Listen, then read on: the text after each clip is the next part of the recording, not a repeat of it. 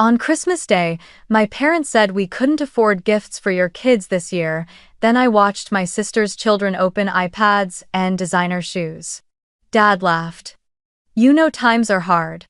I packed up our coats, left, and the next morning I posted something that made every relative call me within minutes. Hi, my name is Jessica Miller. I am 34 years old and live in Portland, Oregon, with my 2 young children.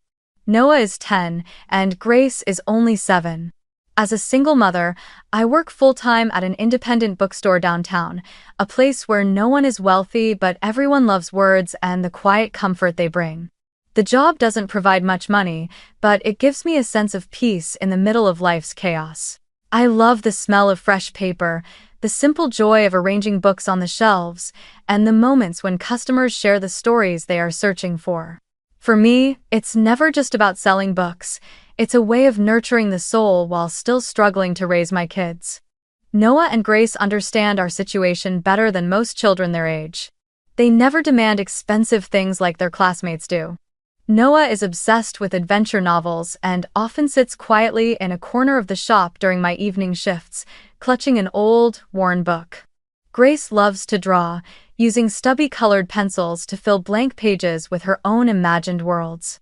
Watching them makes me both proud and heartbroken because they have learned sacrifice and patience far earlier than any child should.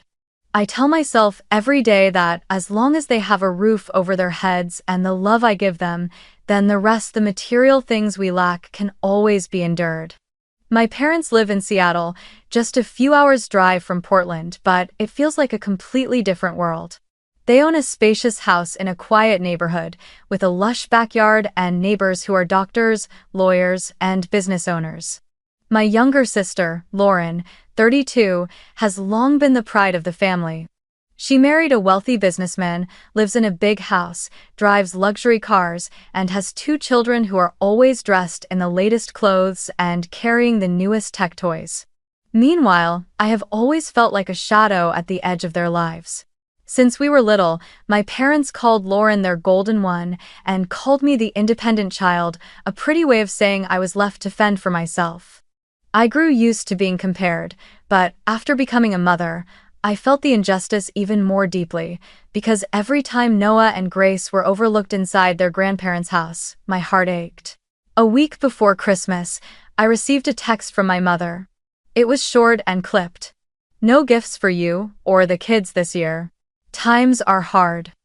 I stared at the screen, my heart tightening. I knew my parents were never truly struggling.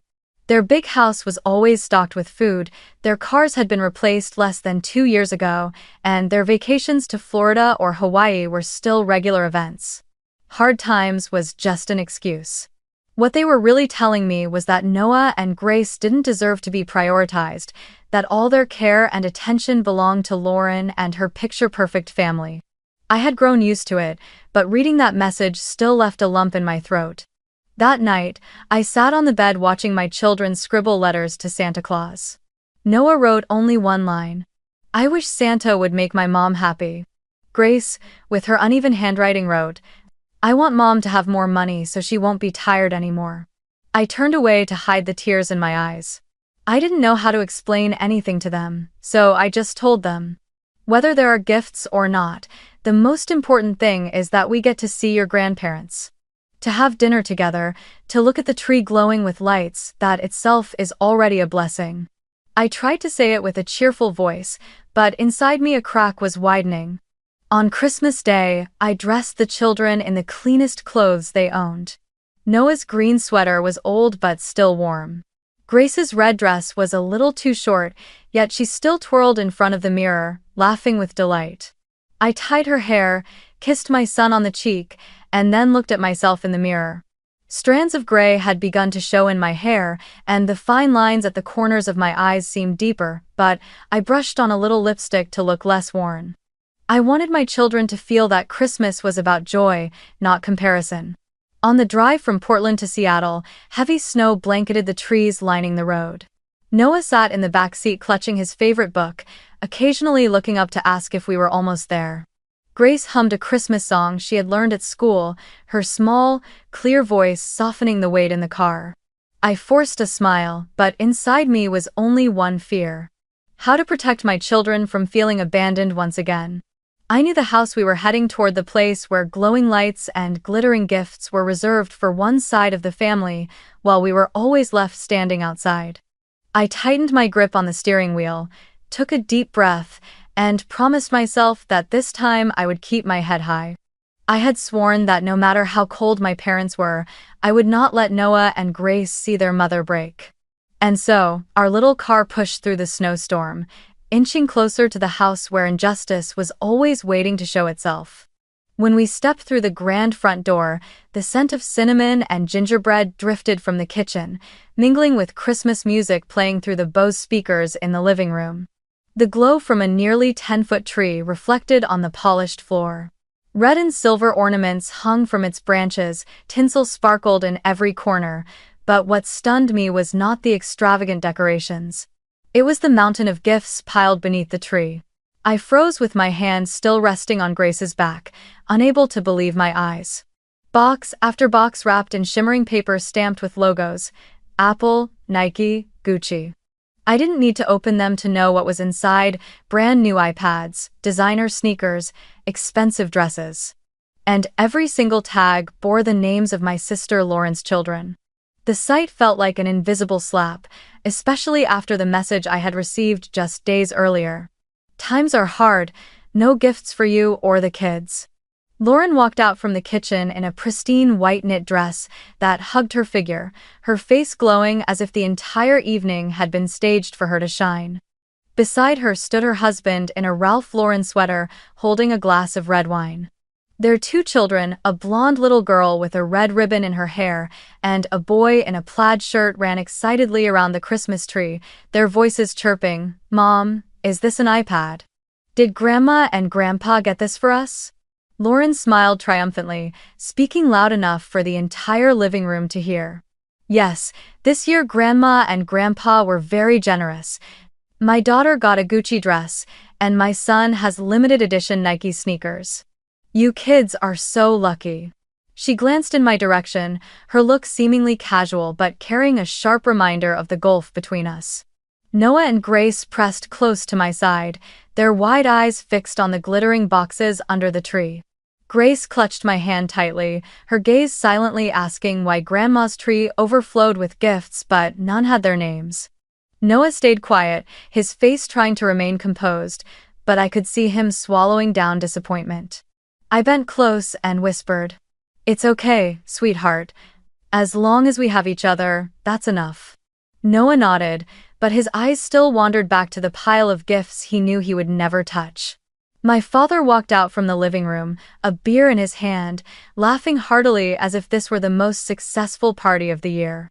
He looked at me, patted my shoulder, and said casually, "Jess, don't be upset.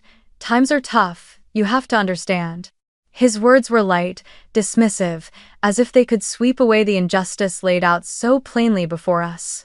I pressed my lips tightly together, forcing a stiff smile, but inside me my blood boiled. Tough times? Tough times, yet there are iPads, Gucci dresses, and Nike sneakers for my sister's kids? Tough times, yet this house glows with lights, the table is overflowing with turkey, ham, pie, and wine? Tough times only apply to me and my children, is that it? At dinner, everything unfolded like a staged play. Lauren spoke about their upcoming ski trip to Aspen that her husband had just booked, and bragged about plans to renovate the kitchen with high-end appliances imported from Italy. My parents listened intently, nodding along as though every word she said was gold. I stayed silent, cutting turkey for Grace, pouring Noah another glass of orange juice. My children ate quietly, never interrupting the grown-up conversation. From time to time, Grace glanced at the pile of gifts under the tree before lowering her eyes back to her plate. My heart felt like it was being crushed, filled with shame that I couldn't give them what they so clearly deserved. As the meal drew to a close, Lauren raised her glass, smiling brightly as she thanked our parents for always loving and supporting her family. The table erupted in applause, laughter echoing in my ears. I looked at Noah and Grace, their small faces lost in the middle of all the shallow noise. And in that moment, I knew it was time for us to leave. I stood up, gently pushing my chair back, then bent down to help Grace slip on her coat and adjust Noah's scarf. "Let's go home," I whispered. Noah only nodded, while Grace softly asked, "Mom, aren't we opening presents?" I bit my lip, my heart aching, and pulled her into my arms instead of giving an answer. Lauren laughed when she saw us getting ready to leave, her voice dripping with mockery. "So early? Don't your kids want to stay and play? Or do you have to get back to that tiny little bookstore of yours?" Her laughter rang through the air, blending with the sound of clinking glasses in the living room, and I felt my face burn. I turned back, forcing a thin smile. "I think it's better if we go." Holding my children's hands, I walked away under the half-mocking, half-indifferent eyes of the room. No one stopped us. Not a single Merry Christmas was offered to the three of us. Only the roar of laughter behind us, drowning out even the howling wind outside. When the heavy door slammed shut at our backs, it felt as though we had stepped out of a world that would never have space for us. The snow was falling harder now, covering the walkway in white. I squeezed Noah and Grace's hands tightly and whispered, "We'll be okay, I promise." And in that moment, on a Christmas night glittering with lights yet frozen in love, I knew there were wounds that could no longer remain silent. The car pushed forward through the snow, wipers moving rhythmically across the windshield, but nothing could clear the heaviness inside me. In the back, Noah and Grace sat in silence. I glanced into the rearview mirror and saw Noah staring out the window, his eyes more distant than usual. Then he leaned forward slightly, his voice so small it was almost lost in the sound of the wind outside. "Mom, I don't need an iPad, I just need you." My son's innocent words cut straight into my heart like a blade. I gripped the steering wheel tighter, my throat constricting as I fought back tears. Grace looked up at her brother, then reached over and wrapped her arms tightly around me from the back seat. In that moment, I felt both the deepest pain and the unshakable truth that my children were the only strength keeping me standing. But at the same time, his words pulled me back into my own childhood, the years when I always had to fend for myself while Lauren was cherished like a princess. I remembered so clearly that by the time I was only 5 or 6, I already knew how to prepare my own breakfast, tie my own shoelaces, and clean up my toys without being told. My mother often said to others, "Jessica is so mature, she doesn't need anyone to remind her." Back then, I naively thought it was a compliment, but in reality it meant I never received the care a child should have. Lauren, on the other hand, was always protected. The moment she sniffled, both my parents would rush over to wipe her nose, comfort her, and say, "Lauren is still little, she needs more love." I grew up with the constant feeling that I was extra, expected to behave, to know my place, and never to ask for more. My 13th birthday is one of the memories I will never forget. That day, my mother bought a small cake from a bakery near our house, stuck a few candles in it, and we sat down to eat it quickly after dinner. There were no gifts, no friends invited, nothing special except a rushed, "Happy birthday." I told myself at least I had a cake. But just a week later, when Lauren turned 11, my parents threw her a big party at an upscale restaurant. There were balloons, a live band, even a clown performing tricks. Her friends filled the room, and the pile of gifts in the corner grew higher and higher. I sat at the table, forcing a smile, but inside it felt like ice water had been poured over me. When Lauren unwrapped her presents and proudly showed off a sparkling silver bracelet, it hit me that my birthday had been treated as an obligation, while hers was a true family celebration. During my high school years, I continued to take care of myself. I worked part-time at the library, saving every dollar to buy textbooks and a warm winter coat. Meanwhile, Lauren never had to think twice about money. Whatever she wanted, my parents found a way to get it for her. I still remember one time when I needed new sneakers to join the school basketball team. When I asked, my mother said, "Just use your old pair, we can't afford extras." Yet only days later, Lauren was given brand new designer ballet shoes for her dance class.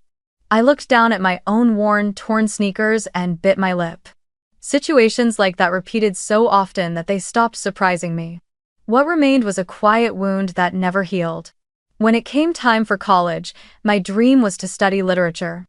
But my parents told me outright that they couldn't afford to help. I had to rely on scholarships and juggle multiple jobs waiting tables, tutoring, even cleaning dormitories. Meanwhile, Lauren chose to study art in New York, a notoriously expensive path. And suddenly, my parents found thousands of dollars to send her, covering tuition and even a comfortable apartment rental. I understood then that, in their eyes, my dream wasn't worth investing in, while Lauren's dream had to be supported at any cost. I swallowed my resentment over and over, telling myself that if I stayed strong, I would prove my worth on my own. But as I grew older, I realized the truth. The problem was never my effort. It was the love in our family, which had been unevenly divided from the very beginning. All those memories played like a film in reverse as I drove through the freezing Christmas night. Tears burned at the corners of my eyes, but I refused to let the kids see them. I had to be strong, at least in front of them. Yet later, when I tucked them into bed, watching Grace clutch her old stuffed bear and Noah burying himself in the pages of a worn-out book to escape his sadness, I couldn't hold back anymore. I sat down in the chair by the window, staring at the snow falling outside, and let the tears stream down my face. That night, I couldn't sleep. Lauren's mocking laughter, my father's dismissive words, the hesitant eyes of Noah and Grace, they all echoed in my mind. I realized that my whole life, I had stayed silent. I had endured favoritism and injustice, letting them become part of the air I breathed. But now, seeing my children forced to repeat that same pain, I knew I could not stay silent any longer. I opened my laptop, logged into Facebook, and began to write. Each word poured out of me like a flood that had been dammed up for years. I wrote about my mother's hard times text, about the iPads, Gucci dresses, and Nike shoes piled under the tree while my children didn't have a single small gift. I wrote about my 13th birthday with its tiny cake and compared it to Lauren's lavish party. I wrote about my college years, struggling to survive on my own, while my sister was provided with everything she wanted. I didn't write in anger, but with honesty, as if telling the world the truth I had hidden for far too long. I ended with the words, "I've stayed silent my whole life, but not this time." When I hit post, my whole body trembled. Part of me was afraid of the storm of backlash that might come. But another part, deep inside, felt a strange relief. As if, finally, I had found the courage to stand up not only for myself but for Noah and Grace. Outside, snow kept falling in a white blur. But inside, I knew another kind of storm was about to begin. The next morning, I woke up groggy after a nearly sleepless night. Winter light slipped weakly through the curtains, but the room felt anything but warm. I reached for my phone to check the time, and immediately my screen lit up with an avalanche of notifications. 45 missed calls. A voicemail box already full. Messenger and Facebook flashing with dozens of unread messages. My heart pounded, my palms grew damp with sweat. I knew I had lit the fuse to a bomb, but I never expected it to explode this big, this fast. My post, the long message I had typed through tears the night before, had spread through the entire Miller family. Not only cousins, but even distant relatives I hadn't spoken to in years had read it. Someone shared it, then another shared it again, and now it no longer belonged to my small corner. In front of the whole extended family, the polished facade of my parents' perfect household had cracked wide open. I opened my post again, rereading every line as if to remind myself that everything I wrote was the truth. My parents said they couldn't afford gifts for my kids. But last night, I watched my niece and nephew unwrap iPads and designer shoes. I've stayed silent my whole life, but not this time. Those words, simple yet soaked in bitterness, left everyone stunned. Comments began to pour in. One aunt in California wrote publicly, "Jessica, you spoke the truth. Your parents have always favored Lauren. Everyone in the family knows it, but no one ever dared to say it out loud.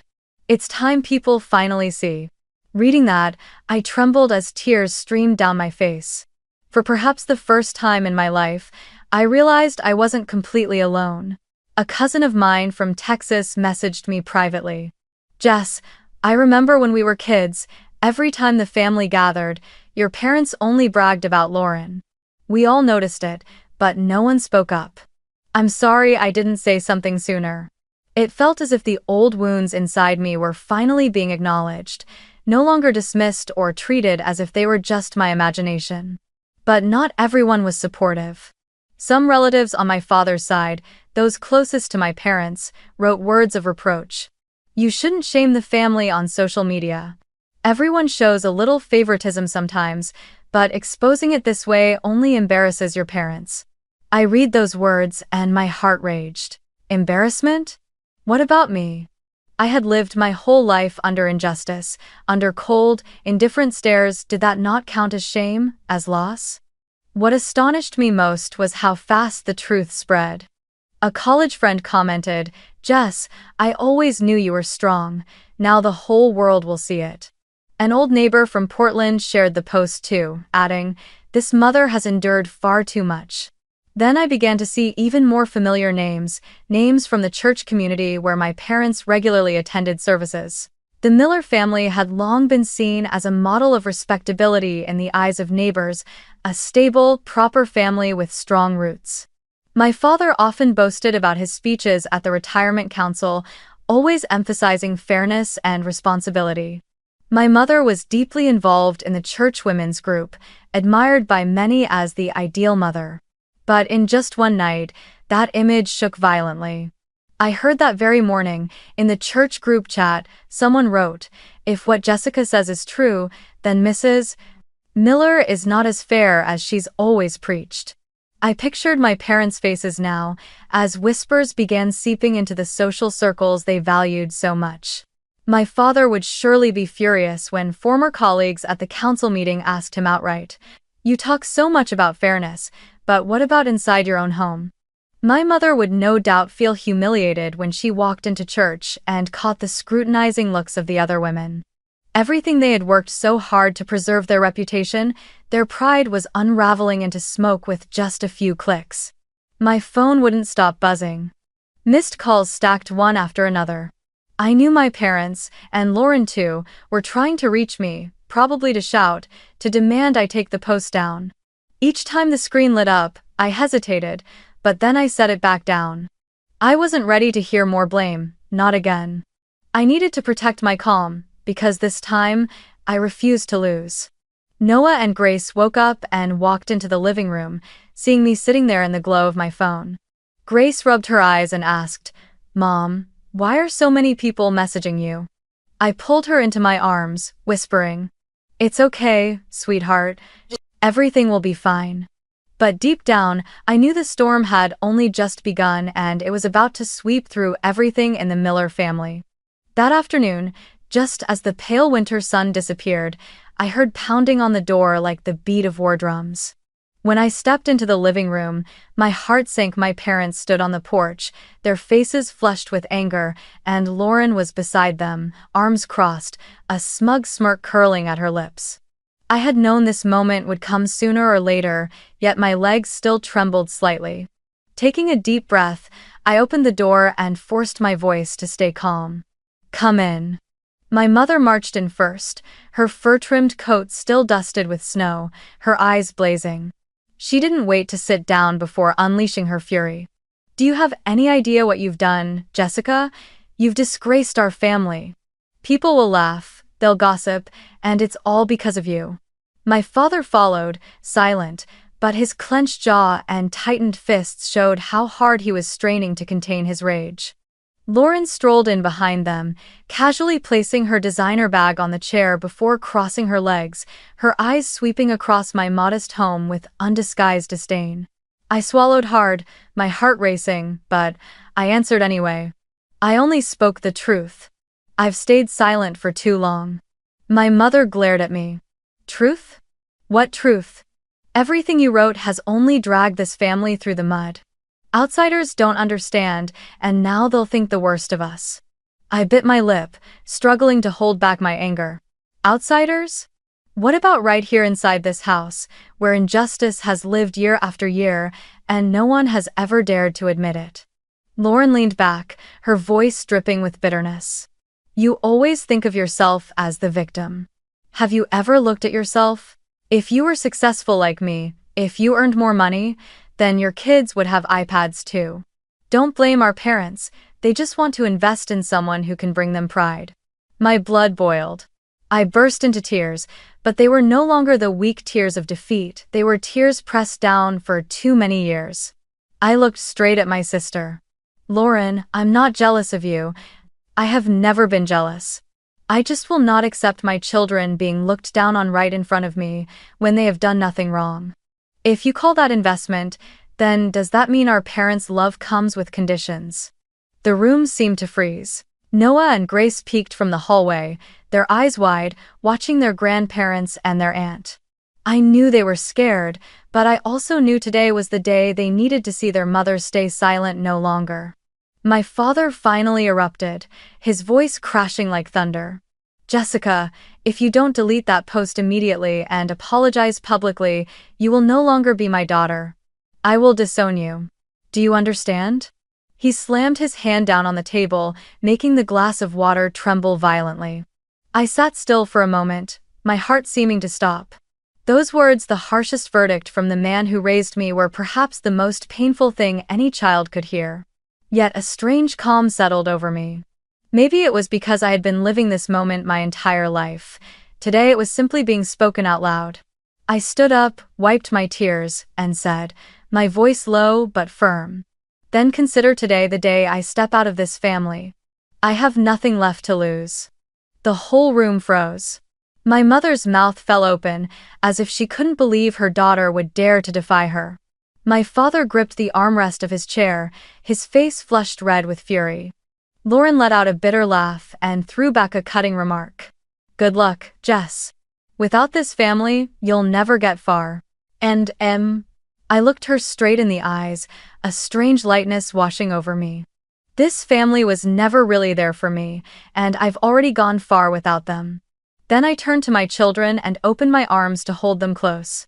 In their small embrace, I found my strength. No one said another word.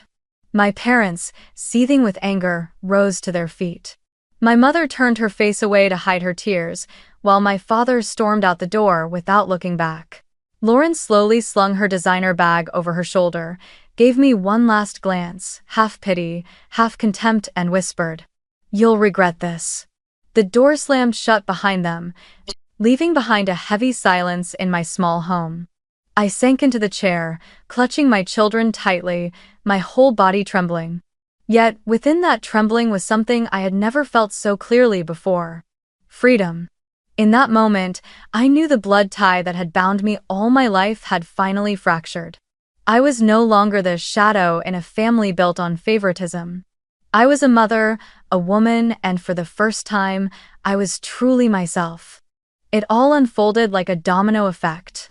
What had started as a Facebook post, something I thought was only a cry in the night, ended up shattering the image my parents had spent their whole lives building. I couldn't deny that a part of me felt a sharp satisfaction. Not because I wanted revenge, but because at last, the truth had been seen.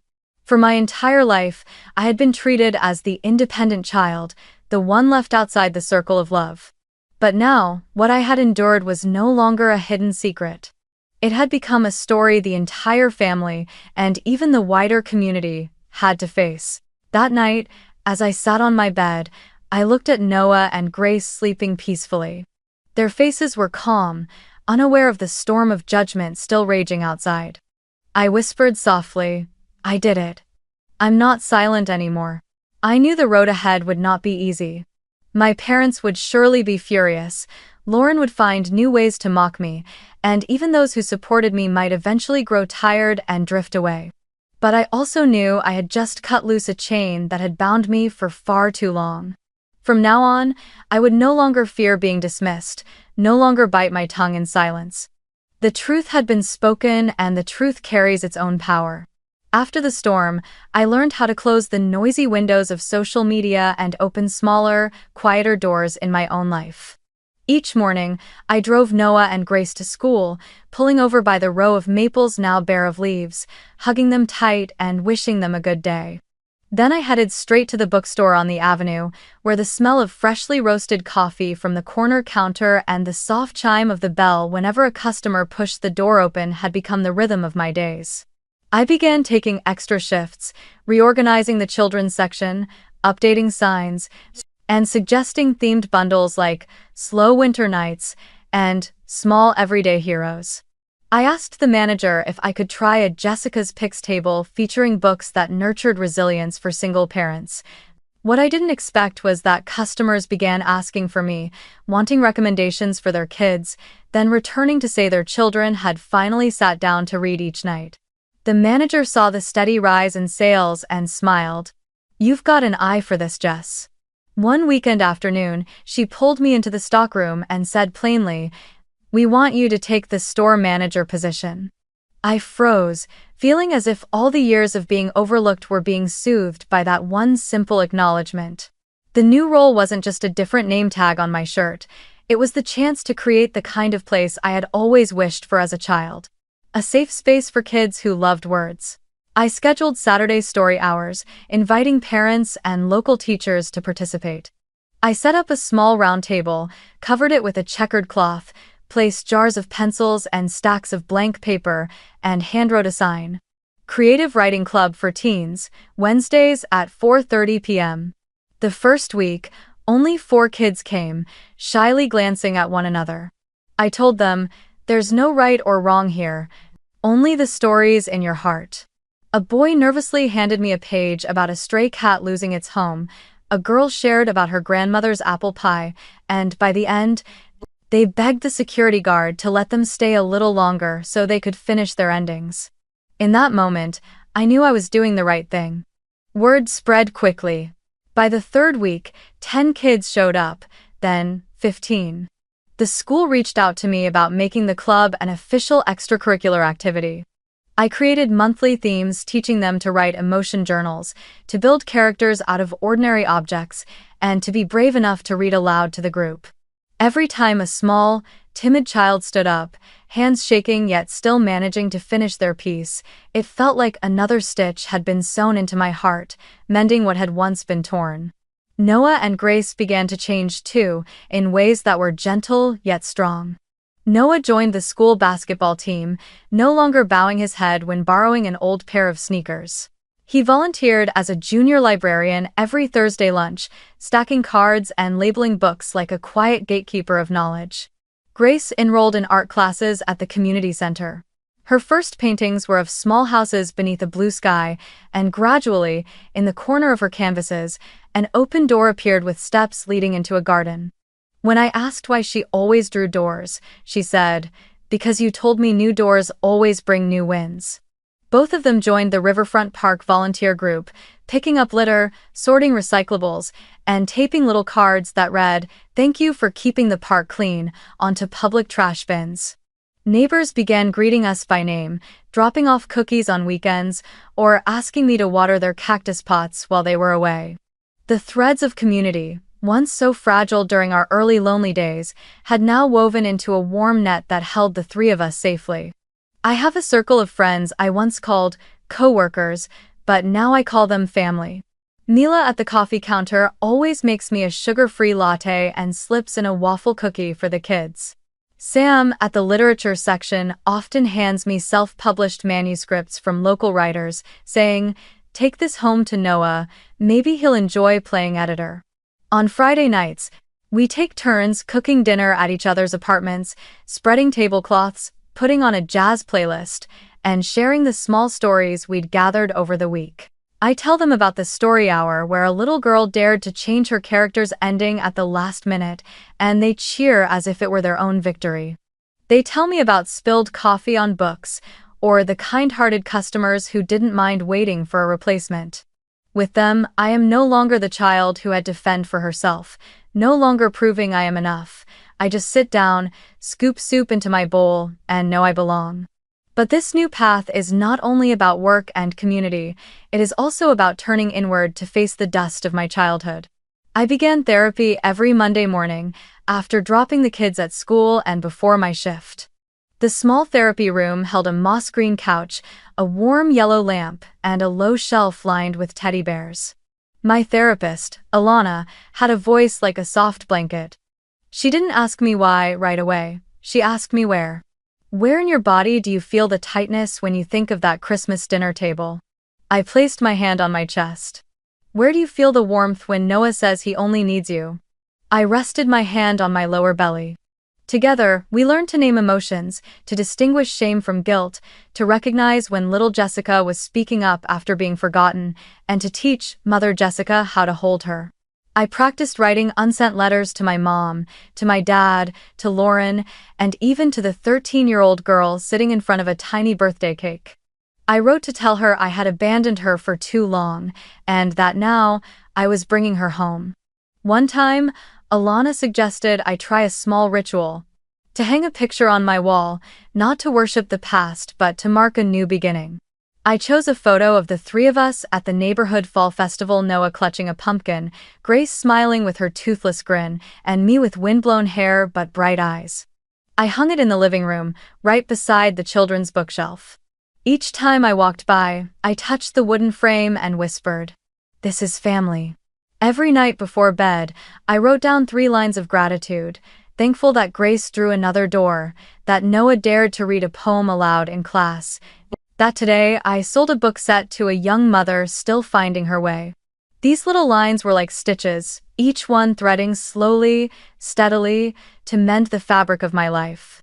And then, from a parent's suggestion at Story Hour, I expanded the Creative Writing Club into a winter workshop series for teens.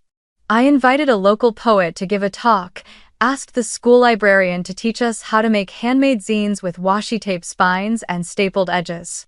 We organized a night called Open Mic under the fairy lights, stringing warm yellow bulbs around the reading nook, placing a small microphone on a wooden crate, and letting the kids sign up to share. The room held its breath as one boy read about a sudden move to a new home, then erupted in applause when a girl said, "I think I've forgiven my dad."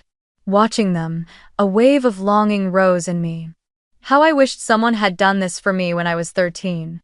And in that very moment, I understood I was becoming that adult, not only for these children, but also for the child still living inside me. The new path also meant rebuilding boundaries. When relatives messaged me saying, "Are you okay now? Take the post down so the family can have peace," I answered simply, "I told the truth, and I stand by my decision." When my mother called, leaving voicemails filled with sighs and guilt, I stopped listening at night. Instead, I set aside a morning slot, and, if needed, I listened with Alana so I wouldn't slip back into old patterns. I learned to say no without lengthy explanations, and to say yes to the things that nourished me. On Sunday mornings, I took Noah and Grace to the riverbank with peanut butter sandwiches and a thermos of hot chocolate. We sat watching kayaks glide past, sharing 3 beautiful things from the week. Whenever the chilly wind made Grace huddle her shoulders, Noah instinctively wrapped his arm around her, while I pulled the wool scarf tighter around their necks. I tucked those small gestures deep into memory, like pressing a leaf between the pages of a book. When I received my first paycheck as a manager, I didn't buy an iPad or new shoes.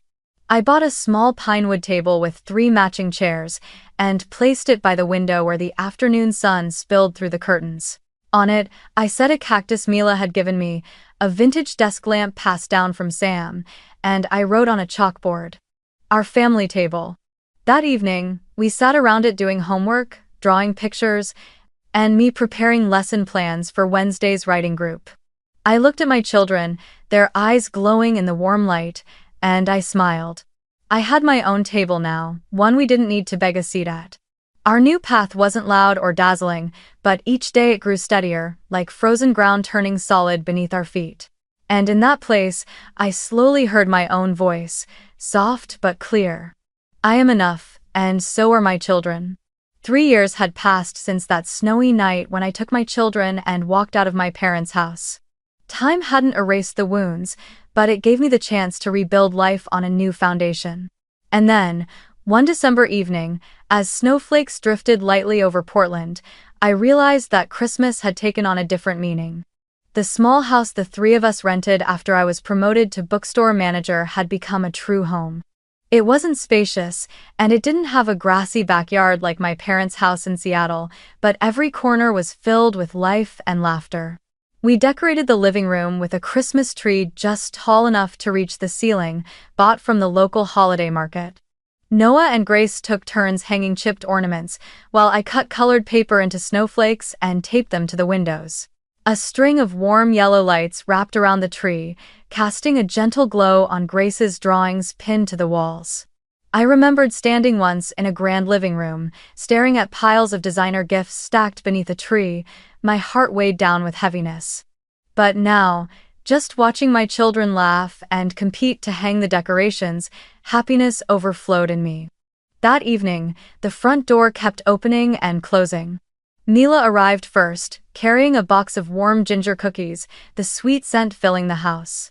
Sam followed with a stack of hardback books wrapped in old newspaper, saying, "So the kids can tear into them without worry." Friends from the bookstore, from the writing club, from the community center all trickled in, arms full of gifts, voices humming with cheerful greetings. We put on Christmas music, spread a red and white checkered tablecloth, and set a roast turkey and a pot of vegetable soup I had made earlier right in the center. Laughter and chatter filled the air, making the little house glow as if lit from within. Noah was 13 now, taller, his voice breaking into deeper tones, but that night he eagerly led a game of charades for everyone.